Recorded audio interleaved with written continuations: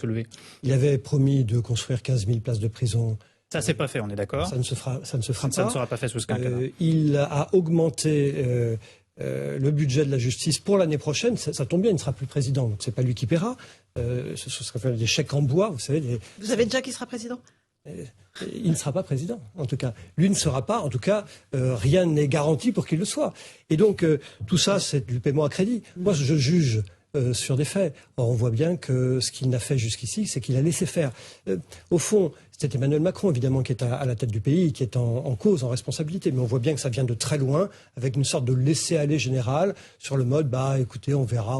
Non, on reprend la main, on fait effectuer les peines. Vous savez qu'aujourd'hui, quand vous êtes condamné à une peine d'intérêt général, un travaux d'intérêt général, eh bien, 20% des TIG ne sont pas effectués, 80% des TIG sont effectués plus de 400 jours après la commission des peines, ce qui signifie que, par exemple, pour un mineur, pour un jeune homme de 18 ans, il ne le fera qu'à l'âge de 20 ans.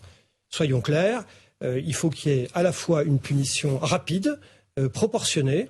Il faut aussi qu'on ait une attitude très claire vis-à-vis des étrangers en situation régulière ou irrégulière qui sont condamnés. Un étranger en situation régulière ou irrégulière qui est condamné retourne dans son pays d'origine, effectuer la peine, voilà, pas après avoir effectué sa peine. Mais non, avant, bien entendu. Mais la prison est beaucoup plus confortable au Maroc ou en Algérie. Vous savez, l'air y est plus pur. Oui, donc c'est beaucoup. Les victimes veulent être assurées que l'agresseur a fait sa peine et qu'elle l'ait bien fait. En France, on ne sait pas ce qu'il advient des agresseurs une fois qu'ils ont été expulsés. Écoutez, moi, je préfère qu'ils soient expulsés. Vous verrez, ça aura un effet, comment dirais-je, de prévention beaucoup plus fort. Dissuasif. Mais bien entendu, il n'y a pas de raison que la France garde sur son territoire, paye avec l'argent de ses impôts, des gens qui mettent le chaos chez elle.